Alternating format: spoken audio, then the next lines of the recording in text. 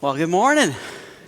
If you don't know me, my name is Scotty. We're talking about it again this morning. I love to call this the ragtag group of people. I get the privilege of asking Jesus what he wants this ragtag group of people to do.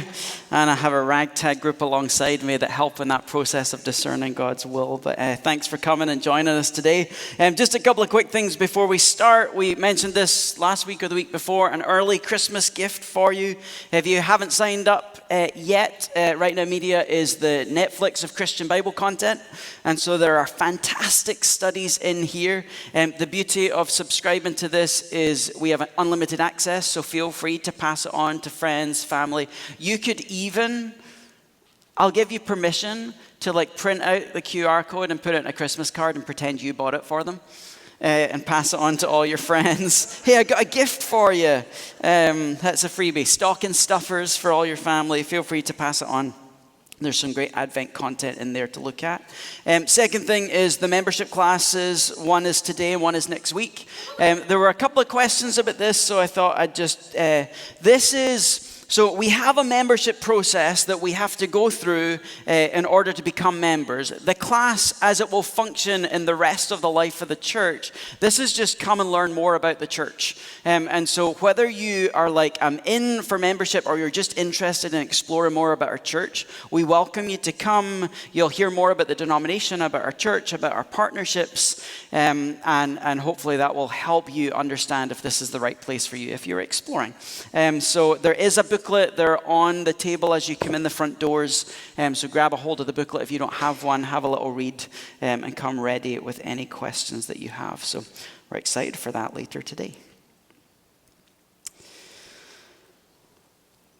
I don't know your experience if it's anything like mine. I grew up in what can only be called a nominal Christian family. So we were Sunday-only Christians. We went to church on Sunday. It was a traditional Church of Scotland Presbyterian church. And I don't know how I'd feel about it today, but I know back then I hated it. And church was horrible. It was boring, it was dull, it was lifeless, and you had to sit in a corner and stay quiet, and I didn't like that. But one of the challenges of growing up in a nominal Christian family is when it came to Christmas time, Christmas for us all revolved around Santa Claus.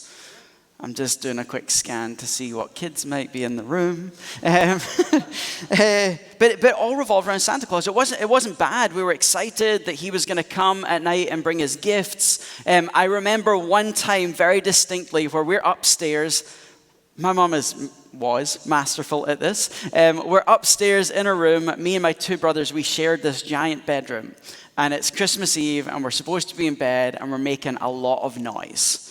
And Mom comes in multiple times, and her line, you may have used this one. If you're not quiet, you're going to scare Santa Claus away, and he's not going to come and bring you any presents. And that's supposed to blackmail a child into staying quiet. But me and my brothers didn't stay quiet, and instead we're jumping around, we're making noise, and my mom comes running into the room. She goes, "Oh, did you hear that?" And we're like, "No." She's like, "I think I heard Santa Claus downstairs, and I think I heard him leave." And she's like, "Wait right here, I'll be back." And so she ran downstairs, and there was a squeal, and then she ran upstairs. She's like, "There's only 3 presents. You scared him away. You'd better go to bed right now and pray that you sleep for long enough that he can make it back." And lo and behold, we found it very easy to go to sleep after we cried a bit. And then woke up in the morning, and you can imagine the delight. He came back. He did second rounds and made it to our church. But I grew up, Jesus wasn't part of Christmas in our family. It was all about Santa, and it was all about the presents. And I had an experience when I was about 16 where I came to faith and began to take my faith much more seriously.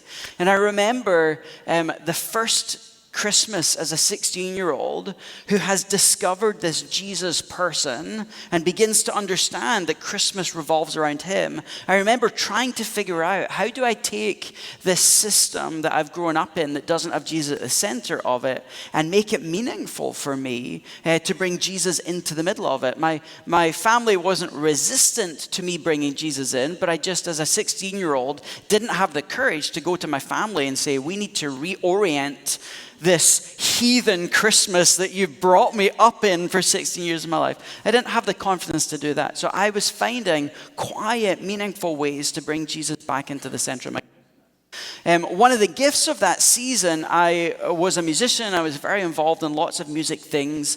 My opera teacher at the time, little thing that you didn't know about me there. My opera teacher at the time was the organist in a Catholic church, and she would get a whole bunch of us kids from the schools that she taught in, and they would do this fantastic midnight mass, a Catholic church about 10 minutes from my house, and she would bring us along and have us do all this music and performances. And I remember, partly because I didn't grow up in that, I remember the first time I was there for midnight mass. And I'd never seen a service that was so about Jesus. So much so that in midnight mass, the nativity's set up without Jesus in it, and they bring it in during midnight mass, not only because the time has changed here, but the time has changed in the Holy Land where he would have been born, and they're celebrating Jesus. So just this gift to sit in this church in a tradition very different to what I'd been raised in, and then to experience Jesus at the center of everything that they were doing. And all the songs that we were singing were deep and meaningful. She is a very, very devout lover of Jesus. So she put so much intentionality into how to make those services carry and convey the meaning of Jesus to everyone that walked in the room. And it was stunning. So I'm grateful for that. And my journey from there, having not grown up with Jesus at the center of Christmas, my journey from there has continued to be one of, how do I keep Jesus at the center? How, as I married and started life with Monica, how did we together bring Jesus to the center of how we did Christmas? And then as our kids came along, how do we make it that, they get the fun of Santa and presents and all of that stuff, but how do you make it that Jesus is the center? One of the gifts of this season is Advent.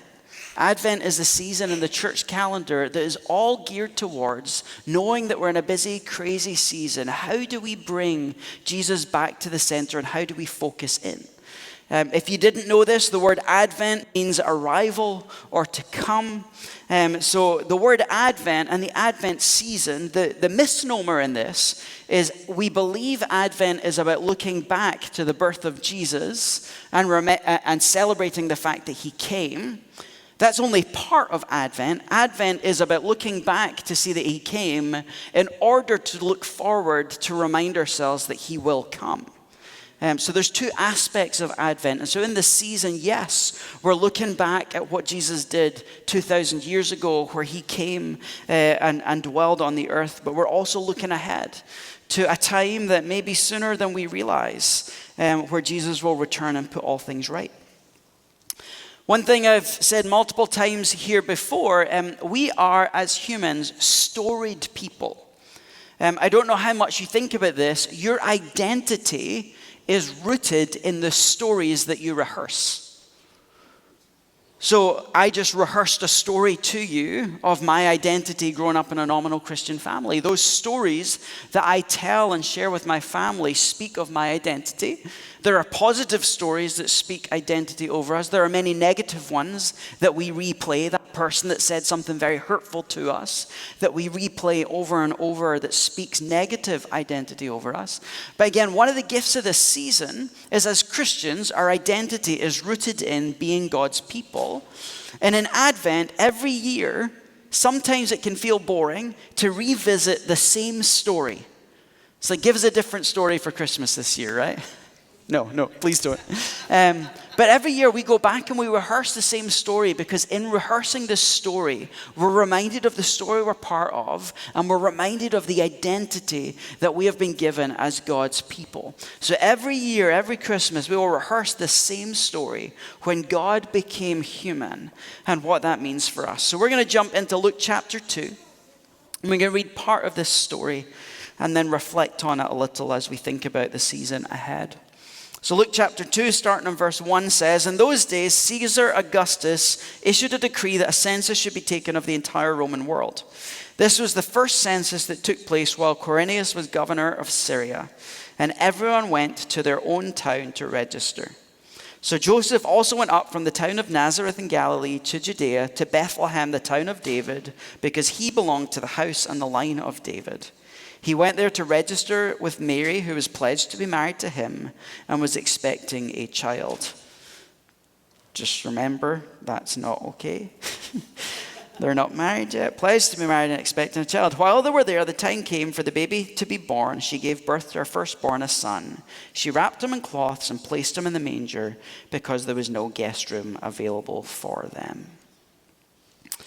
The last phrase, we're probably a bit more familiar. This is one of the phrases where it doesn't matter what age you are, you're more familiar with it in the King James Bible. Because it says, there was no room for them at the inn, the center of every nativity. Do you ever stop and wonder why there was no room? Often people will say the main reason people give, and it's in every nativity, is all the people were traveling back home for the census time, and so all the places were filled up, and so there were just so many people making their way to Bethlehem. There was no room for them. They got there last, and so no room for them at the inn because there were so many people. All the Airbnbs were sold out. Perhaps another reason for this is the shame of the situation of their unwed pregnancy.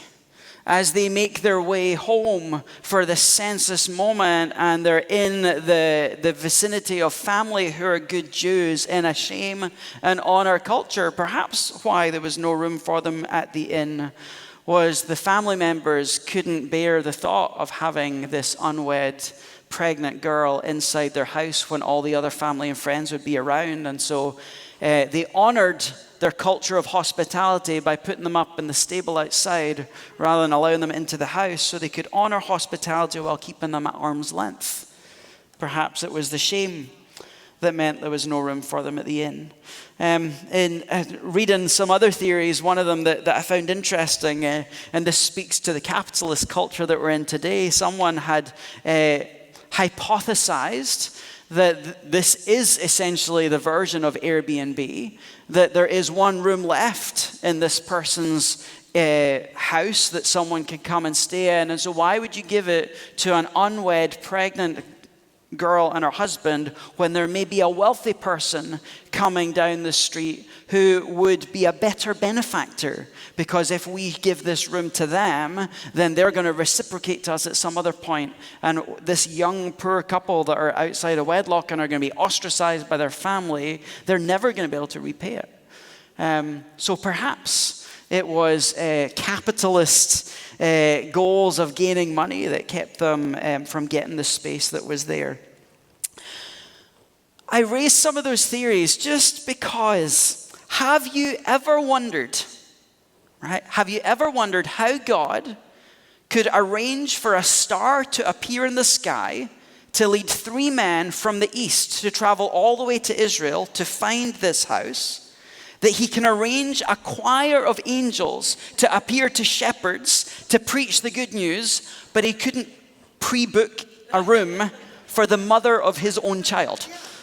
Right? I'm like, something else is going on in this story that he's so meticulous about all the other details, but there was no room for Joseph and Mary and the baby Jesus. And we know from the rest of the story that there's intentionality in this. We don't know, I can't give you all the reasons. I'm not going to assume to speak on behalf of God. Well, I guess I do that every week as a pastor, don't I? So, and to my kids all the time. But we know that there were prophecies that were being fulfilled in the way that Jesus was born. We know that it was intentional that he would be born into the world, not in the seat of authority and royalty, but as a nobody in the middle of nowhere, rejected and ostracized, underprivileged, vulnerable, outcast. So I think God deliberately set up that there would be no room in the inn so that from day one, or day -6. I don't know what day it was they arrived before his birth.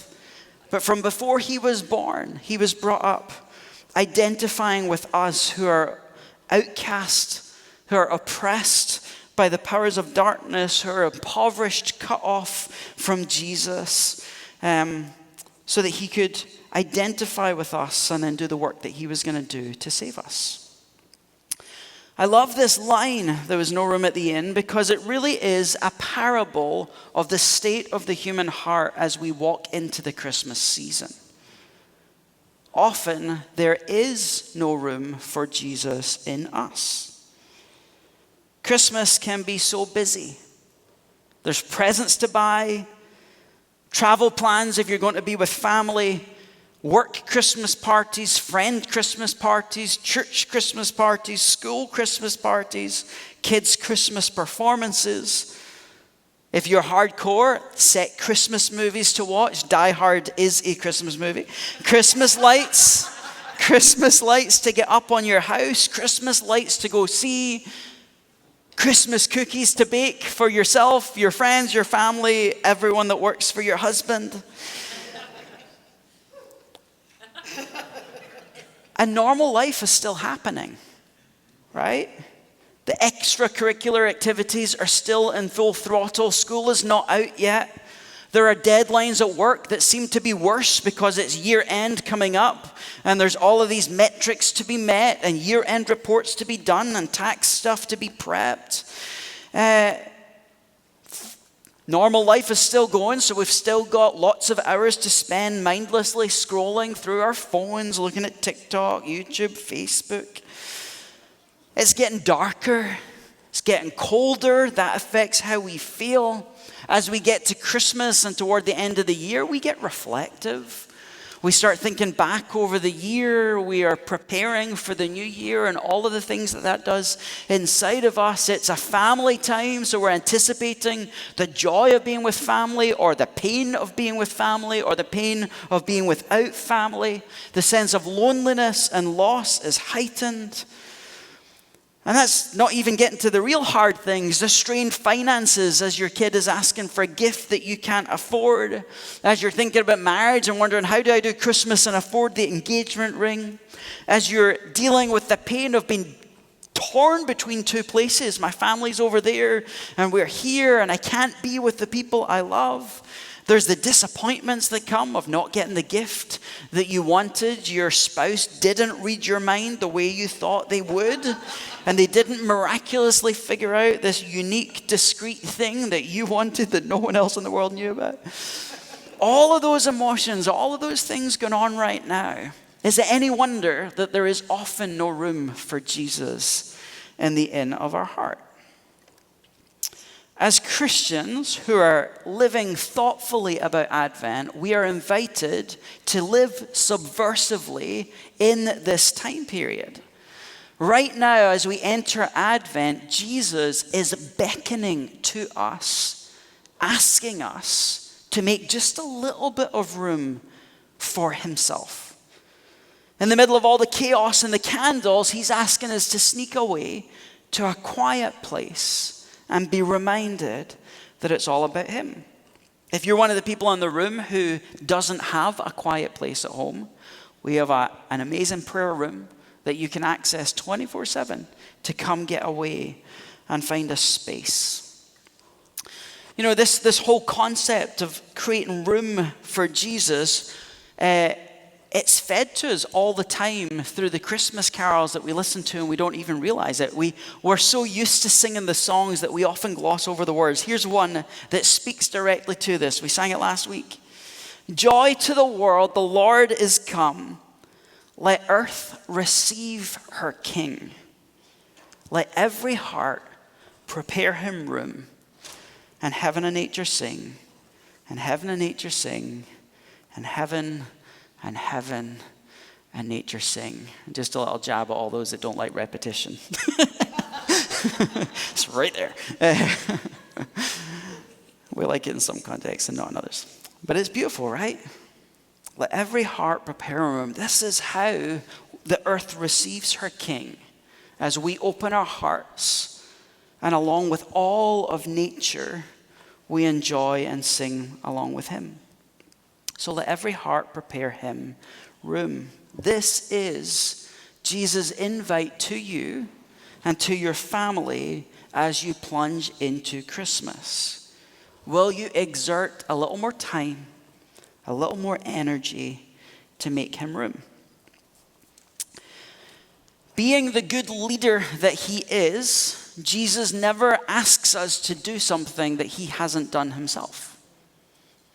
Jesus is the one who made room for us in his heart. The reality of the invite that we get into the Trinity is one of the parts of our faith that just blows my mind.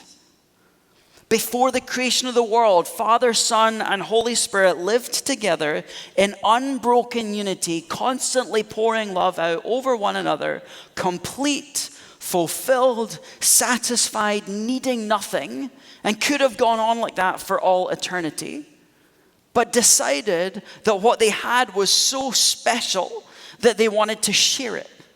And so they created a universe filled with planets, and picked one planet and picked one little garden and put a man and a woman there in the garden to start the process of multiplying people who would share in this union of love in the Trinity. The Trinity made the universe to create room for us in their heart that is ever expanding and infinite and will never be exhausted.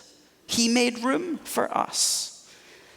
He continues to make room for us. We know this because John 14, in the upper room, Jesus is talking to the disciples. And he says, my Father has a mansion with many rooms. I'm going ahead to prepare a place for you.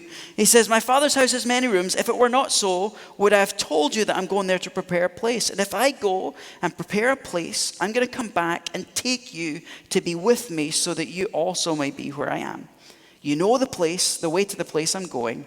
Thomas says, Lord, we don't know where you're going, so how can we know the way? And Jesus says, I am the way and the truth and the life. No one comes to the Father except through me. Jesus was from the beginning making room for us. We watch him as he lived on the earth, making room for some of the craziest people that if they walked into our church right now, we probably wouldn't make room for them.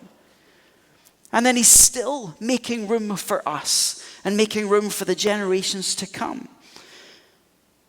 Let every heart prepare him room because he has made room for us.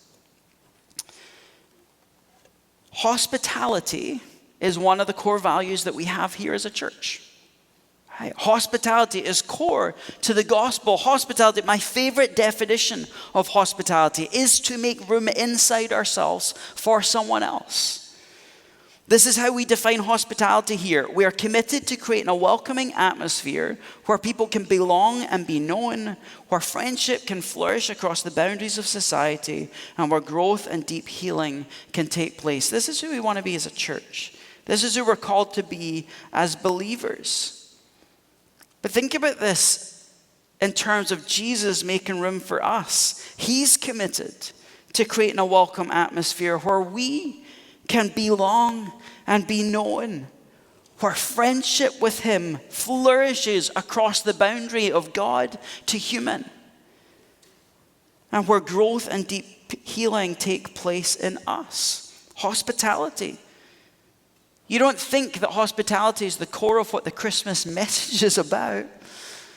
But in coming to dwell on earth, Jesus is fulfilling the hospitable heart of the Godhead, and he entered into a world that was inhospitable to him. Our repayment for him opening up his heart and creating a universe for us to inhabit was to say, sorry, there's no room at the inn. It's too busy. I'm too embarrassed to have you here. There's a better client that might come. There's lights to hang. There's presents to buy. There's year-end reports to do. That's our response. Jesus, there's no room at the inn. So it raises an obvious question. How will we? How will you make room for Jesus this Advent? Is there more that you can do, starting today, to fuel love and intimacy with Jesus in the middle of the chaos that the world is throwing at us? How will you do it? How will you make room? I want you to remember also, as you think about making room for Jesus, verses like Luke 25, verse 40, where he looks at the people and he says, "Truly I tell you, whatever you did for one of the least of these brothers and sisters of mine, you did for me." It's easy to spiritualize making room for Jesus this Christmas. So I'm going to get some quiet time in. I'm going to read my Bible. I'm going to say some prayers and ignore the least of these that are Jesus in disguise, sitting at a corner at the supermarket that you're walking into, or the department store you're about to go into. Jesus in human form, the image of God in a person, needing someone to give him love and grace.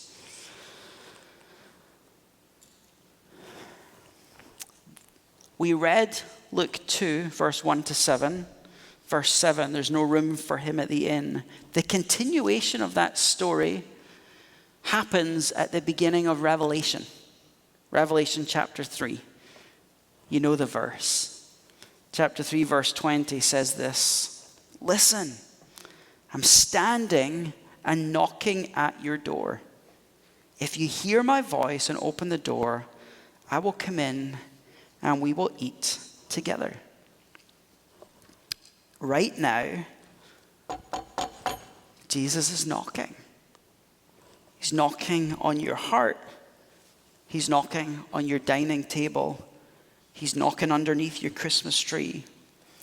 He's knocking your dusty, empty, moth-filled wallet. Jesus is knocking, looking for room. Looking for room in your home. Looking for room at your table.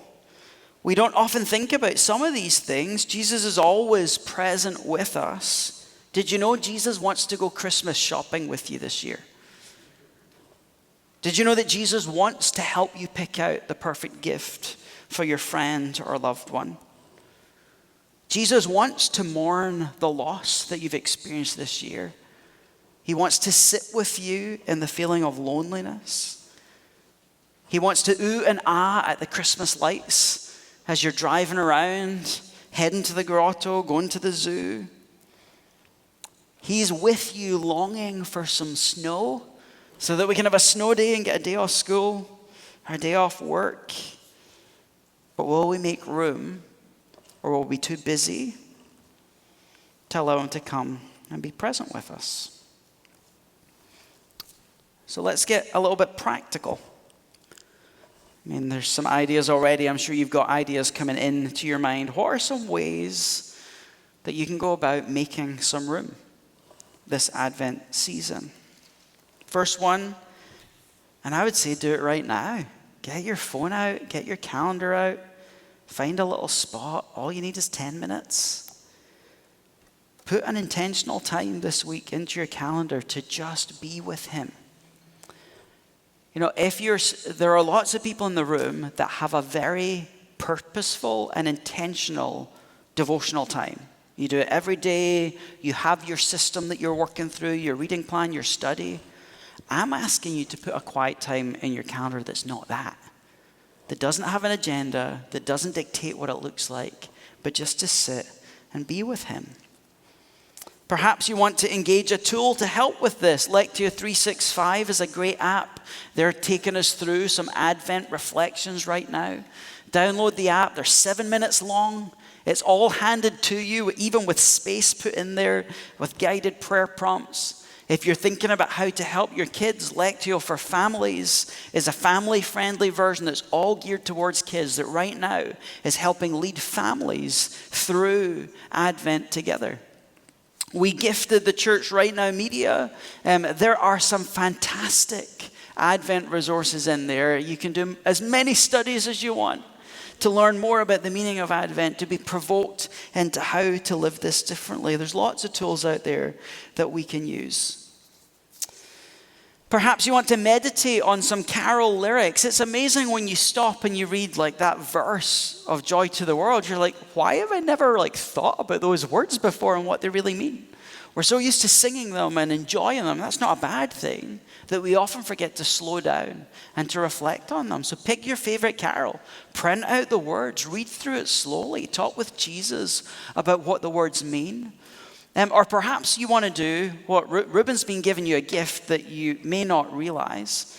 Listen to some modern, contemporary Christmas carols. There are some great people, Phil Wickham's one of them, writing some beautiful contemporary carols. And when it comes to Christmas service, it can feel sometimes disappointing to sing something that you don't know very well when you're like, I want to sing this Christmas carol. But beautiful people are trying to write new carols that express the same truths in a different way. Not because there's anything wrong with the other ones, but they want to slow us down and make us rethink about what the words mean.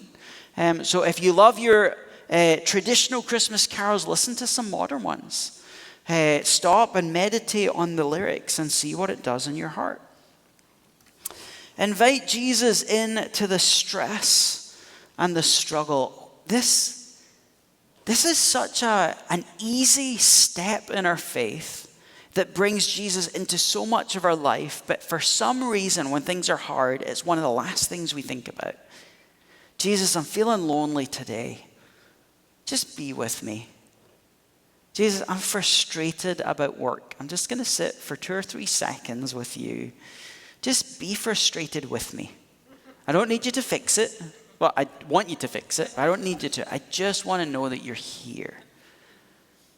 Jesus, I feel abandoned. He's going, my God, why did you forsake me? I know that feeling. Invite him into the stress. Invite him into the money worries. Invite him into the inability to read your spouse's mind. And see what happens as you bring him into those things. We make room by prioritizing relational connection. I think this church does this pretty well. We prioritize relationship. We love people. Who are the people right now that you need to be with who remind you of the reason for Christmas? Who are the people in your life that you know that are lonely and isolated, that need a companion, that would like to, they maybe don't get out very much and you're going to go shopping, just take them in your car. They might just want to sit at the coffee shop at the entrance while you go do your thing, but then they get to enjoy being around a different environment and in a car with you on the way back home. Prioritize the relationships. And with this, Christmas raises for a lot of people a deeper awareness of the division and the unreconciled relationships that exist in our life. So perhaps part of prioritizing relational connection this Christmas is to look at one of those people that have hurt you, that you've been keeping at arm's length, and just do one simple thing that takes a step toward them. If it's too hard to contact them directly, that simple step may just be to say, Jesus, my heart is really bad toward this person, but I just want you to bless them this Christmas. Perhaps it's a simple text message. Sometimes it takes every ounce of strength in our body to text someone that's hurt us just to say, Merry Christmas. Prioritize those relational connections. Thinking about that verse, whatever you do for the least of me, whatever you do for the least of them, you do for me. Perhaps volunteering together. If that's not part of your routine right now, find a way to serve. These are some of the subversive ways that we take a culture that's telling us it's all about me and it's all about accumulating and getting, that turns it outward and says, I'm going to choose a different posture and I'm going to make it about others. And not just the people in my family, but the people out there who have nothing. We sent an email out that had a link if you're interested in signing up. The Salvation Army is looking for volunteers. You go stand at the entrance to Fred Meyer. You ring a little bell, and people put money in a red bucket. And that money, I look at that and I go, that takes no effort. Stand at a door, ring the bell. If the rest of the people are like us, most of the time you just kind of feeling past it. So people are not looking at you. They're not going to try and engage you with conversation. They're not going to ask you all the ins and outs of the Salvation Army. But for the moments that you sit there, you're changing the narrative of Christmas, what it's about, reminding us that it's not about us, it's about more than that. And all of the money that they collect then goes to helping the poor and the lowest and the least and the impoverished. And there's soup kitchens, there are ministries happening all over that would love volunteers right now to help. And what a beautiful way to take your friend group or your family group or your small group and reorient our hearts together. And a season that's about getting, maybe give some stuff away. It's a good time to look through what are some of the things cluttering in advance of the week of consecration. What are some of the things in your life that maybe shouldn't be there that we can give away to someone that needs it? Maybe do something simple and trivial. If you're someone that does a lot of online shopping, there's a bunch of people coming to your door with packages. Stick a little basket out with some drinks and some snacks and a little note that says, "Merry Christmas, praying for you." Just as a way of giving rather than receiving. And then the last one I've put up here, there's many more. Share the good news. People expect it at Christmas. We spend lots of time in the year going, how do I bring this up with friends? I don't know how to share the gospel. It's awkward if I start talking about Jesus in the middle of a conversation about work. It's Christmas. It's about Jesus and it's everywhere. So these are great moments to bring up what Christmas means to you. If you're with a friend that doesn't know Jesus, they're dealing with some stuff in their life, some of my lines, I do Christmas every year. I'm a Christian, I go to church. I've discovered something new this year. I had a new thought about Christmas this year. What do you think about this? What do you think about this thought that I'm having? Isn't it weird that Christians call Jesus the Prince of Peace and yet they're also anxious at Christmas time? Something weird about that. I wonder what it would look like to be a more peaceful presence this Christmas. Job done, right? Seed planted, word spoken, and the word never returns void. If you're a parent in the room, just remember that your kids are always watching and your kids see how you handle this season. So if Christmas is filled with stress and worry and frenetic activity, you're subconsciously communicating something to your kids about what this season is to be about. Which makes it even more important that we just take that 10 minutes to stop and be still. It's crazy, it's busy, there's so much to do, but let's just stop for 5 minutes. Let's watch a little video on Right Now Media. Let's listen to a Christmas carol. Let's just remind ourselves what this is about. Your kids are noticing, and they will learn. And if God is gracious, which he is, like me, he'll intervene, and he'll do work in our lives to help us bring Jesus back into the middle. Don't know if I have a question, but I don't think I'm going to do that right now. Are you disappointed? Well, let's do this. Camille's going to come up in a minute and lead us in communion. I'm going to pray. She's going to come up and lead us in communion. But maybe you can do communion, and then if you want to ask the question afterwards, just simple question. What's one thing that you can do this week to prepare him room? One simple thing this week. But let me pray and invite Camille up to share. Father, I want to start by thanking you that you've prepared us room. Lord, that you made room in your heart, that you are preparing a room for us, and that right now, like the beautiful mystery of the gospel is that we're united with you and we are sharing in this beautiful union where we're joined to you. God, thank you that you're the Prince of Peace, that in a season of freneticism, you can give us peace.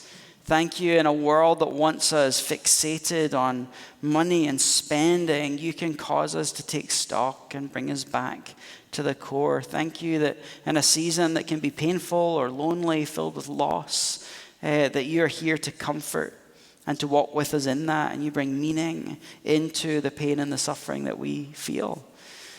So God, thank you for invitation. Thank you for the invitation to come. Thank you that you're at the door and that you're knocking. God, and I believe everyone in the room, we all desire more of you. We all desire more meaning this Christmas. So what we're asking is that you, Holy Spirit, would stir up in us a greater intention.